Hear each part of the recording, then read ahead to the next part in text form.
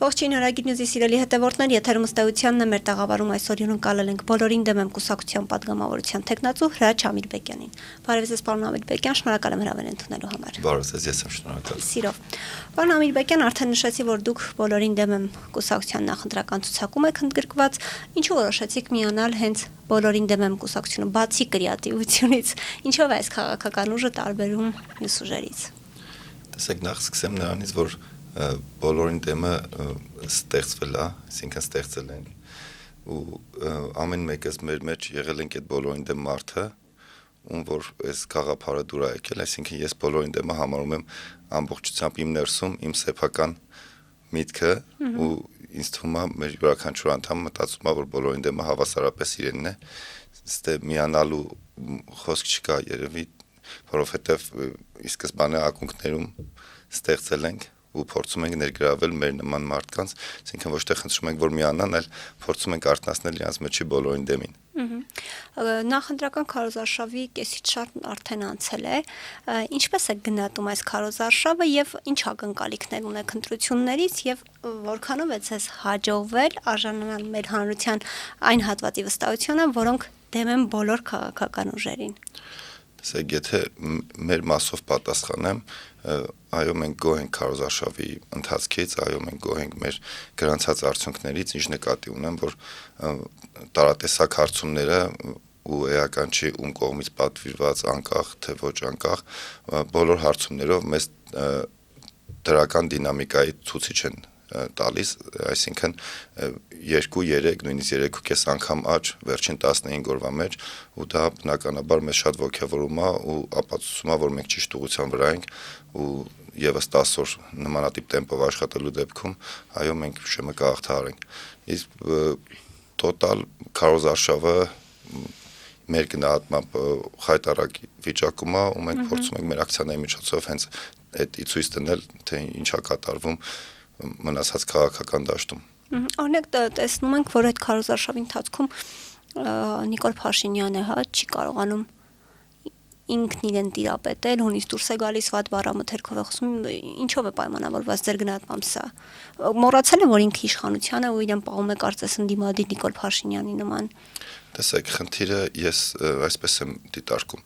Նախ Նիկոլ Փաշինյանը ու ԿՊ-ն մտավ քարոզարշավի լրիվ այլ տրամաբանությամբ, այսինքն խաղաղություն, սրտիկներով, ինչ-որ պոզիտիվ մեսեջներ փորձեց փոխանցի, դա ինչ-որ պահի բառամթերքը փոխվեց ու ըստ իմ գնահատման փոխվեց, որովհետև չի աշխատում այդ պոզիտիվը Նիկոլ Փաշինյանի դեպքում, ինքը ի սկզբանե իշխանության գալով էլ 21-ին էլ հիմա էլ փորձում է նեգատիվ տրամադրությունները վերածել էլեկտորալ արժեքի ու այն ինչ որ յամոտ լավ է ստացվում, այդ ձեր ասած հունից դուրս գալը, պարկասնելը, սատկացնելը, ինչ որ կզսնելը չեմ ուզում այդ բառամթերքի մեջ մտնեմ, ամեն դեպքում դա փոխվեց քարոզարշավի որոշակի փուլից սկսած, երբ որ ինքը հասկացավ, որ այդ պոզիտիվ էներգիան չի վերածվելու էլեկտորալի, այսինքն մարդիկ հասարակությունը ժողովուրդը ուզում է տեսարաններ, Նիկոլ Փաշինյանը տրամադրում է այդ տեսարանները իր ընտրողներին։ Բոլորին դեմը մինչ այժմ անցկացրել է մի շարք ակցիաներ, զահլատ անելու, ցեղ շպրտելու, ջուր ծեծելու եւ այլն չթվարկեմ, եթե գաղտնիք չէ։ Էլ ինչ նմանատիպ ակցիաներ են մեզ սպասվում եւ ինչ արձագանք եք ստացել այս ակցիաներից հետո քաղաքացիներից, թե հանրության ներողություն, թե սոցիալական ցանցերում, թե օրինակ փողոցում։ Տեսեք, մենք ունենք բնականաբար մեր մտքերի շտեմարանը ու ըստ նպատակահարմարության շտեմարանից հանում ենք ու իրականացնում ենք այն ակցիաները, որոնց պահանջարկը կա։ Հիմա մենք փորձում ենք ու ի սկզբանե փորձել ենք մեր ակցիաները կազմակերպել ինտերակտիվ ձևով, այսինքն մեր ակցիաները նպատակ ունեն եւ ցույց տալու թե ինչա կատարում քաղաքական դաշտում եւ նաեւ քաղաքացիներին փորձել ներառել այդ ակցիաների մեջ ու իմ կարծիքով դա շատ կարևոր է, այսինքն եթե մենք ուզենք ինչ-որ ակցիա անել ու ցուցադրել, մենք կարող ենք մեր գրասենյակում հավաքվենք, նկարենք ու ուղարկենք համապատասխան լրատվամիջոցներին, որ public անեն, հա, բայց մեր նպատակը հենց քաղաքացիներին ներգրավելն է ու բնականաբար հաջորդ ակցիաները նույնպես լինելու են այդ տրամաբանությամբ ու մեր քաղաքացիները, մեր ընտրողները, մեր աջակիցները հնարավորություն ունեն այդ ակցիաների ուղղության վրա ազդելու, այսինքն իրանց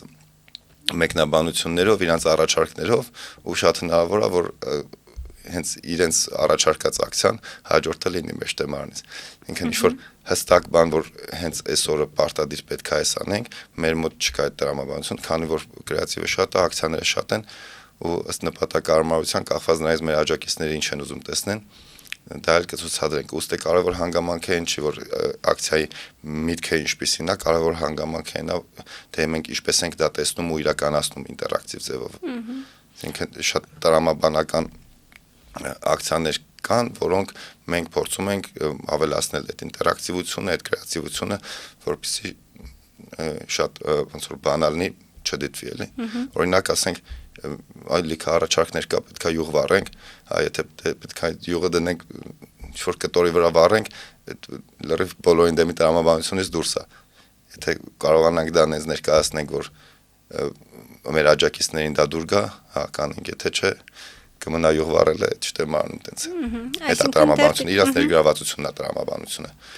Ձեր ուժը նշում է ուժի ներկայացուցիչները, որ ձեր կրեատիվ մտքերով փորձում եք հասնել քաղաքացիներին, պիտի հասնել քաղաքացիներին, եւ դուք էլ ձեր խոսքում նշեցիք, որ մի շարք հարցումներով ձեր ուժի վարկանիշը աճել է, բայց այնուամենայնիվ հարության միստվար զանգված ձեզ անլուրջ է դիտարկում, ձեզ լուրջ չի վերաբերում, ասում որ անլուրջ եք պահում ձեզ, հա, ինչ այս պարագայում դուք մտավախություն չունեք, որ քաղաքացիները չեն գնա ու ձայնը ձեզ չեն տա, ձեր ուժին չեն տա։ Տեսեք, նախ այդ անլրջության հետ համաձայն չենք ու ես փորձեմ բացատրեմ թե ինչու։ Մեր ակցիաները քաղաքական են, մեր ակցիաները իրենց մեջ ունեն ամենալուրջ մեսիջները այսօրվա քաղաքական դաշտում ինչ որ կատարվում է։ Մենք անլուրջ ենք համարում մնացած բոլորի խոսքերը, ծրագրերի մեջի դրույթները, ես չեմ ասում ամբողջությամբ, բայց մենք տենց ունենք առանձնացրած բոլորի ծրագրերի մեջ անհետ կետերը, որը մեր կարծիքով ավելի անլուրջ է ու ժողովրդին ուղիղ խաբելու, մանիպուլացնելու փորձ է։ Մենք մեր ակցիաներով միշտ արել ենք պոզիտիվ, իդեպ ես ձեզ ասեմ, որ մենք ի սկզբանե մինչև կուսակցությունը ստեղծել է ստորագրել ենք հռչակագիր, որտեղ ֆիքսել ենք, որ մենք չենք հայհոյելու, չենք վիրավորելու, բռնության կոչեր չենք անելու ու այդ տրամաբանությամբ անելու ենք ամբողջ քարոզարշավը։ Այսինքն եթե մենք բարի դեմքով ներկայացնում ենք ահա որ լացելու իրավիճակը քաղաքական դաշտի, ես դրա մեջ միայն լրջություն եմ տեսնում։ Իսկ ինչ վերաբերվում է այդ անլուրջ քննադատություններին, թող նայեն մեր հարցազրույցները, մեր ծրագրային դրույթները, այսինքն մենք երբ որ ակցիան անում ենք, բնականաբար մարդկանց մոտ հարցը առաջանում, թե ինչու են օրինակ բոշկա գլորում, գալիս են հարցնում են, մենք պատասխանում ենք, փորձում ենք այդ մեսեջները տեղ հասցնել։ Ու ես դրա մեջ ընդհանրապես անլրջություն չեմ տեսնում, հակառակը իմ գնահատմամբ, իմ անձնական գնահատմամբ մենք միակ ուժն ենք, որ կարողանում է քաղաքական ակցիաներ գեներացնել ու դրան համապատասխան աջակցություն ստանալ անցորդների, քաղաքացիների կողմից։ Գալիս են, նկարվում են, ուրախանում են, հարցնում են, պատասխանում ենք, հիմնավորում ենք ու ստացվում է, ինչ որ ստացվում է։ Մի քիչ 10 օր ևս այս ամեն ինչը տանենք, հաջողության կհասնենք վստահ եմ։ Ինչ եք կարծում, այդ մարդիկ, ովքեր գալիս նկարվում, ուրախանում են, ինչպես դուք եք նշում, գնալու են ընտրատեղամաս ու ձայնը տան բոլորին դեմ են։ Մեր նպատակը հենց այդ է, որ բոլորին դեմ քաղաքացիների, որը որ տարբեր հարցումներում մեր գնահատումներում մոտավորապես 30% է, այդ 30%-ի մեջից հասնել են մարդկանց, ասենք գոնե 10%-ին հասնել, որ ընտրության գնալու բոլորին դեմ քվեարկելը դա կարևոր է ու մեր գնահատմամբ միակ շանսը իշխանափոխություն անելու բոլորին դեմ քվեարկելն է։ Ինչու, որովհետև մենք տեսել ենք 21 թիվ, մենք տեսնում ենք հիմիկվա քարոզարշավը, մենք արդեն մոտավոր պատկերացնում ենք ինչ կարող կատարվի ընտրություններից հետո ու բոլորին դեմը այն ուժն է, որը որ համապատասխան հող է առաջարկում, պլատֆորմա առաջարկում հաջորդ իշխանափոխության։ Ու միակ ձևը այս իշխանությունից ազատվելու ընտրական նորմալ առանց ցնցումների process-ներով դա այս պահին բոլորին դեմ քվեաթերթիկն է։ Արդեն խոսեցինք հալարված նախընտրական քարոզարշավի մասին ու Նիկոլ Փաշինյանի պահվածքի մասին, այստեղ հետաքրքրական է այն, որ Նիկոլ Փաշինյանը հունիս դուրս է գալիս, երբ իր մոտ ինչ որ մեկը խոսում է Արցախը հանձնելու մասին։ Ինչ է կարծում, ինչով է պայմանավորված, ինչու չի կարողանում զսպել իրեն, երբ իրեն մեղադրում են Արցախը հանձնելու մասին կամ առհասարակ խոսում Արցախի մասին։ Տեսեք, ի սկզբանե Նիկոլ Փաշինյանը երբեք էլ աչքի չի ընկել համեստությամբ, զսպվածությամբ, նենց որ իմ կարծիքով եւ Արցախի եւ ցանկացած այլակարծություն ինքը պետք է հունից դուրս գա ու փորձի տանի խոսակցությունը նախքին ներկա ինչ որ ապրել ենք, սխալ ենք ապրել այդ թեմային ու ինչ որ արվում էր 21 թվականին տվեք ինձ մուրճի մանդատ եւ ես սրանց կնստացնեմ, ես ինչ կանեմ, նույն բանը կատարվում է այսօր։ Այսինքն 8 տարվա իշխանությունը դեռ ժողովրդին ներկայացնում է որ պայքարում նախքին նույն խոսույթով, այո, ու այստեղ ամենամեծ մանիպուլյացիան է, գիտեք, որ ասենք իբր այս ընտրությունները նախքինի ու ներկայի մեջ են կամ իբր այս ընտրությունները Արևմուտքի ու Ռուսաստանի մեջ են, իրականությունն այն է, որ այս ընտրությունները իշխանության համար պայքար է, ու ինչ տրամադրություն որ ժողովուրդը ունի, Նիկոլ Փաշինյանը ուզում է այդ տրամադրությունը գեներացնի, մնացած ուժերը նույնպես բոլորը իշխանության համար են պայքարում, այստեղ ոչ մեկ չի պայքարում Հայաստանը դեպի Ռուսաստան կամ Հայաստանը դեպի Արևմուտք կամ Արցախը հետ բերելու կամ մնալու այս քաղաքական գծի մեջ, տրամաբանությունը այդ չի, ով շատ մանդատ տանի, ով շատ իշխանություն ունենա, այդ տրամաբանությունը, մնացածը բոլորը մանիպուլյացիաներ են։ Օրերս Հայաստան այցելեց ԱՄՆ պետքարտուղար Մարկո Ռուբիոն, շատ կարճ, այսպես այց ունեցավ, նախ ինչպես է գնահատում նրա այցը Հայաստան եւ ձեր գնահատմամբ ինչ նպատակ ուներ դա։ Տեսեք, բոլորին դեմը ի սկզբանե հայտարարել է, որ չունի աշխարհաքաղաքական ծրագիր։ Իմ անձնական գնահատմամբ դա ընդհանրապես փոքր մեսեջը, փոքր սփորթ է գործող իշխանություններին։ Դե իրենք բացայտ ասում են տարիության մասին։ Չէ, ձեր ասած հենց այդ կարճ այցի նպատակը է, որ ձեռի հետ հասցրեցինք մի հատ մտանք Հայաստան, մի հատ էլ բարևեցինք, մի հատ էլ ցույց տվեցինք, այսինքն դա ինչ որ լուրջ այց կամ լուրջ քաղաքական աշխարհաքաղաքական ուղղվածություն ես չեմ գնահատում։ Դա ընդհանրապես այս ընտրություններին սփորթ եմ գնահատում։ Տեսնում ենք, որ Նիկոլ Փաշինյանն ունի արտաքին դերակատարների բացահայտ աջակցությունը, նույն ԱՄՆ փոխնախագահ Վենս, Հական Ֆիդան, Մակրոն, այսօր Դոնալդ Թրամփը, նաև հենց Մարկո Ռուբիոն։ Հավատում եք, որ այս պայմաններում հաշվի առնելով այս աջակցությունը, ընտրություններով հնարավոր է իշխանափոխության հասնել։ Տեսեք, իշխանափոխություն սենց թենես լինելու ինչ-որ մի օր, ու մեր նպատակը հենց այդ հեղափոխությամբ կամ փողոցով թույլ չտալ իշխանափոխություն, այլ մինչև այդ փորձել բոլոր հնարավոր ձևերով ընտրությունների միջոցով ու անցնցում իշխանափոխություն անել։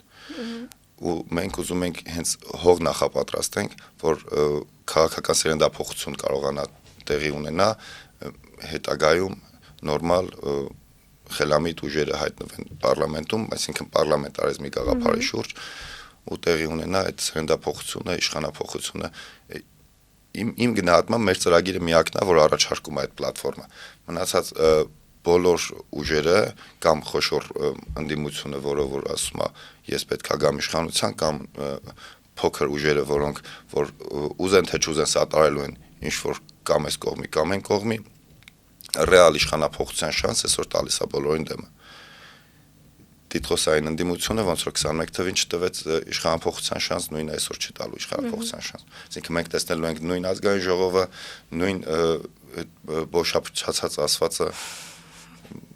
ոչ մի բան չի փոխվելու, եթե այդ առողջ ուժերը չկարողանան հասնել ազգային ժողով։ Իսկ առողջ ուժերը ազգային ժողով հասնելու համար մենք պետք է կարողանանք մեր փոփոխությունները իրականացնել, որպեսզի 1-2 պատգամավորով նորաստեղծ ուժերը հնարավորություն ունենան իրենց քաղաքական կարիերան ստեղծեն, հաջորդին 5 պատգամավոր ունենան, 10 ունենան կամ իրենց լավ չպահեն ընդհանրապես չունենան։ Այդ սերնդափոխությունը պետք է լինի։ Հակառակ դեպքում այս համակարգը մեզ ասում է կամ այս կողմես կամ այն կողմես, որը մենք տեսել ենք 21 թվականին, այսինքն ես չեմ հավատում, որ Հայաստանում Ռոբերտ Քոչարյանից ու Նիկոլ Փաշինյանից բացի ուրիշ ընտրություն չկա։ Իսկ 21-ի արդյունքները դա վկայում։ Սերժ Սարգսյանի ուժը ընդհանրապես անցավ բոնուսների, այսինքն հիմա ում հարցնում ես, ոչ նրան անընտրե, ոչ նրան անընտրե, բայց փաստացի մենք ունենք ազգային ժողով իբր մեզ ներկայացնող, որը այդ երկու ուժից է բաղկացած։ Բոլորին դեմը հայտարարում է, որ ուզում է 100-օրյա իշխանություն, որի ժամանակ փոփոխություններ կանի ու ինքնական կհեռանա։ հայ իշխանությունից, որքանով հանրությունը վստահ լինի, որ դուք էլ չեք շեղվի օրակարգից, հաշվի առնելով այն, որ Նիկոլ Փաշինյանն էլ ժամանակին ասում էր, որ պահին ժողովուրդը ինձ չվստահի, ես կհեռանամ։ Տեսեք, դա շատ հեշտ է, ու այդ հանրության վստահության խնդիր չկա, քանի որ մենք ռեալիստ ենք ու գիտենք, որ մենք լինելու ենք փոքրամասնության կառավարություն, այսինքն մեզ իմպիչմենտ անելը ընդհանրապես մի քանի օրվա գործընթաց է։ Դա մենք ընդհանրապես համոզելու ենք մնացած քաղաքական ուժերին, որ եկեք համաձայնվեք մեր ծրագրին, մենք անենք այդ փոփոխությունները, այնուհետև հեռանանք։ Այսինքն 101-րդ օրը արդեն մեզ կարան իմպիչմենտ անեն, դե ժողովրդի վստահության անվստահության խնդիր վստահաբար չկա։ Նույնն էր, ինչ որ 18 թվականին Նիկոլ Փաշինյանն էր փոքրամասնության կառավարություն, որից հետո ինքը արտահերտ ընտրություն նշանակեց ու արդեն ունեցավ մանդատ իշխանություն կազմելու։ Մինչև այդ ինքը փոքրամասնության կառավարությունն էր, ու եթե հիշում եք, դե ազգային ժողովն էր ասում եկեք շրջափակենք ինչ-որ դատարաններ, որովհետև ինքը չուներ ազգային ժողովում մեծամասնություն։ 18 թվականի դեկտեմբերին ունեցավ մեծամասնություն, նոր կարեցավ իշխանությունը։ Ինքը փոքրամասնության կառավարությունը միշտ կախված է խոշոր ուժերի ցանկությունից։ Դրա համար այդտեղ ռիսկ ընդհանրապես չկա։ Մեր հանրությունը կարող է վստահ լինի, որ դա զերո ռիսկ ունի։ Նախորդին պարզ դարձավ զորահանդեսին ընթരാճ, որ փոխվել է զինված ուժերի զինանշանը։ Ավելի վաղ էլ անձնագրերը փոխվել է, այսպես նոր դիզայն ներկայացրեցին, ինչը երկուսն էլ լայն քննարկումների առիթ հանդիսացավ։ Դուք ինչ տեսակետ ունեք կամ ձեր ուժն ինչ տեսակետ ունի այս մի շարք փոփոխությունների հետ կապված, ինչու է Փաշինյանը փորձում ամեն ինչ փոխել։ Տեսեք, նախ էլի կրկնեմ, հա, որ բոլորին դեմը մենակ իր ծրագիրը ունի ու ավելի հեռուն չեն գնում, որովհետև այդ 100 օրվա մեջ այդ փոփոխությունները ռեալ չի, իմ կարծիքը ներկայացնեմ։ Այդ նույն քարտեզի թեման է, հա, որ քարտեզը վերցրեք, սա է Հայաստանի քարտեզը, ինչու չեք վերցնում, այդպես մի քանի դժբախտ ինչ-որ դեպքեր եղան, մարդկանց վիրավորեց, որ հետո ներողություն խնդրեց եւ այլն, այդ քարտեզը սարքել ինչ-որ մատի փաթաթան, որ էսա մերը եւ վերջ, եթե մենք պարտվել ենք պատերազմում, այդ չի նշանակում, որ մենք պիտի դրանով հպարտանանք։ Ես հրաժարվում եմ հպարտանալ այդ քարտեզով, ես հրաժարվում եմ հպարտանալ այդ անձնագրով, ես հրաժարվում եմ հպարտանալ այդ զինանշանով։ Այսինքն մենք մեր պարտությունը մեր մաշկի վրա զգում ենք, ու դա ինձ համար երբեք հպարտության առիթ չի դառնալու։ Դա միշտ լինելու է մեր ամոթի, մեր պարտության ու մեր թուլության խորհրդանիշը մեր ներսում։ Ու Նիկոլ Փաշինյանը հանրությանը ստիպում է հպարտանալ պարտությամբ։ Այդ է մեր գնահատականը։ Որպես պարտված երկիր, որ ունի օկուպացված տարածքներ Ադրբեջանի կողմից, նորմալ էր այսօր զորահանդեսը ձեր գնահատման, որտեղ Բաքվի բանտում գտնվող Ռուբեն Վարդանյանն իր ուղերձում անբարո էր անվանել, հաշվի առնելով այս հանգամանքները նման զորահանդես անցկացնելը։ Տեսեք, ի սկզբանե էլ ասացի, դա արվում է քաղաքական նպատակահարմարությամբ։ Այսինքն, եթե այս պահին ձայնաբերում նույն Ռուբիոյի այցը, նույն այսօրվա զորահանդեսը, դա օգտագործվում է քաղաքական, այդ զորահանդեսը բնականաբար մյուս տարի չի լինելու նույն ոգով։ Դե 8 տարվա մեջ առաջին անգամ հենց անցած տարի չի եղել, այսինքն նախընտրական ծրագիրն է վարչական ռեսուրսների կիրառմամբ, որը ի սկզբանե, այսինքն մեր մոտ ընտրախախտումները ոնց է, ընտրախախտումները սկսում են մինչև ընտրությունների օր գրեթե ընտրախախտումներ չի լինում։ Ու այդ հենց դրանով է կարևոր ընտրել բոլորին դեմ, այդ 100 օրվա կառավարությունը կազմել, որպեսզի բացառվի վարչական ռեսուրսի կիրառումը։ Այսինքն երբևէ առաջի անգամ ասել զինվորականին, ոստիկանին, ուսուցչին գնացեք ու ուզում եք ընտրեք եւ իշխանությունը տերած էր ընտրությանը, ու այդ իշխանությունը չի մասնակցում։ Հենց այդ է, այսինքն այդ վարչական ռեսուրսի, չգիտեմ կոնկրետ քանակը, ընդհանրին 300,000 ձայնը արդեն ապահովված, այսինքն այդքան ֆորայով Նիկոլ Փաշինյանը մտրում է քարոզարշավի մեջ։ Ու այդ շատ ազդեցություն ունենում մեր հետագա ազգային ժողովի վրա, քանի որ վարչական ռեսուրսի կիրառումը ոչ միայն ինչ-որ ստիպողաբարավոր ինչ-որ մեկը, այլ գրեթե բոլոր պետական աշխատողները գնում են ընտրության ու գնում են այն տրամաբանության, որ սա մեր ղեկավարն է, մորքուրիս տղային աշխատանքից կհեռացնեն, ես ընդդիմադիր բան չեմ կարող, կամ հակառակը ոչ միայն այդ վախի մթնոլորտն է, այլև հենց պետական ապարատը ստեղծում է իրանց լոյալությամբ, այսինքն 5 տարվա մեջ այնքան փոփոխություն ա եղել պետական ապարատում, որ եթե ինչ-որ մեկը կա, որ տեխնոկրատ աշխատող է, բայց լոյալ չի հիմիկվա իշխանություններին, բնականաբար ինքը գործից դուրս է գալի, տեղ է գալիս է ավելի անփույթ, ավելի տգետ ու ավելի անկարող մարդ, որը ընդամենը լոյալ է հիմիկվա իշխանություններին։ Մենք տեսնում ենք ինչ է կատարվում վարչապետի աշխատակազմում, ինչ որ բլոգերներ դառնում են իր խորհրդականներ, ինչ որ աշխատակազմի աշխատողներ, այսինքն պետական ապարատում աշխատողը ունի մի հատ ինտերվյու, պետք է լոյալ լինի գործող իշխանությանը, ավելին պետք է դա անի public ձևով, պետք է դա անի Facebook-ով, պետք է ոչ միայն կոշտ քննադատի, այլև վիրավորի նախկին իշխանություններին, եթե այդ տեստը չանցար, դու չես կարող պետական ապարատի մեջ աշխատես։ Դրա համար այսօր 300,000 ձայնը գրեթե ամբողջությամբ լոյալ է հիմիկվա իշխանությանը։ Մենք տեսնում ենք, որ Նիկոլ Փաշինյանը ընդդիմադիր առանցքային ուժերին անվանում է պատերազմի կուսակցություն, մոռանալով, որ հենց իր իշխանության օրոք է Հայաստանը պատերազմ տեսել ու պարտություն տեսել։ Եվ նաև սպառնում է, որ եթե ընտրություններում սահմանադրական մեծամասնություն չստացավ, մինչև սեպտեմբեր պատերազմ է լինելու աղետաբեր։ Նախ ձեր գնահատմամբ որտեղից Նիկոլ Փաշինյանին հստակ ժամկետներով այդ ինֆորմացիան եւ բարոյական է սեփական ժողովրդին, այն ժողովրդին, որ արդեն պատերազմ ու այդքան կորուստներ տեսել է, հերթական անգամ պատերազմով շանտաժանել։ Տեսեք, դա էլ արվում քաղաքական նպատակարարմարությամբ, այսինքն Նիկոլ Փաշինյանը այդ շանտաժի միջոցով փորձում է ձայներ գեներացնել, փորձում է այդ ձեր ասած ընդդիմությանը թիրախավորել, բայց ոչ միայն թիրախավորումը, այլև այդ ձեր ասած ընդդիմությանը ինքը ստեղծում է միակ հակառակորդ, այսինքն Քարոզարշավյանից առաջ օրը վեր կացավ ասեց Իրագլուխ պատերազմի կուսակցություն, դրանով ստեղծելով իմիտացիա, որ մեր ընդդիմությունը էտա ու մենք պայքարում ենք դրա դեմ, այսինքն հետ տարավ 21 թիվ, ստեղծեց իրավիճակ, որ մենք պայքարում ենք նախկինների դեմ, մանիպուլացրեց ու խաբեց ժողովրդին, որտեվ ես նորից եմ կրկնում, այս ընտրությունները նախկինի ու ներկայի մեջ չի, ու Ռուսաստան արևմուտքի մեջ չի, այս ընտրությունները իշխանության համար պայքար է։ Ու հենց Նիկոլ Փաշինյանն է ստեղծում այդ ընդդիմությանը, ջրում այդ ընդդիմությանը, որպեսզի իրան հարմար ընդդիմություն ունենա գալիք 5 տարիներին ազգային ժողովում, որպեսզի ունենա կոմպրոմատներ։ Ինքը ասում է գանձի ընդդիմությունն է այս ընդդիմությունը ինձ համար։ Այո, ինքը չի թաքցնում, որ այդ ընդդիմությանը իրան ձեռնտու ընդդիմությունն է, ինքը սարքում է այս ճակերտավոր ասած քաղաքական իմաստով բոքսի տանձիկ ու 5 տարի խփում է։ Այսինքն ինչ պետք է անի Նիկոլ Փաշինյանը, երբ որ նոր ուժ ոչ մեկի հետ նախկինում իշխանություն չունեցած կապ չունեցած ուժ հայտնվի ազգային ժողովում, ինչով է հակադարձելու ԿՊ-ն նոր ուժին ու նույն գաղափարին, հակադարձելու ոչինչ չունի, որովհետև տոտալ պրավալ է 8 տարվա կառավարումը, բայց նախկին իշխանություններին ունի, այսինքն ցանկացած դեպք ինքը հակադարձում է, որ բադուկ թալանել է եւ այլն եւ այլն, ու ինձ թվում է դա մենք լսելու ենք առաջիկա շատ տարիներին, քանի դեռ Նիկոլ Փաշինյանի իշխանությանը։ Այս իշխանությունը Փաշինյանի գլխավորությամբ անդադ հայտարարում է, որ մենք արդեն խաղաղության դարաշրջանում ենք ապրում,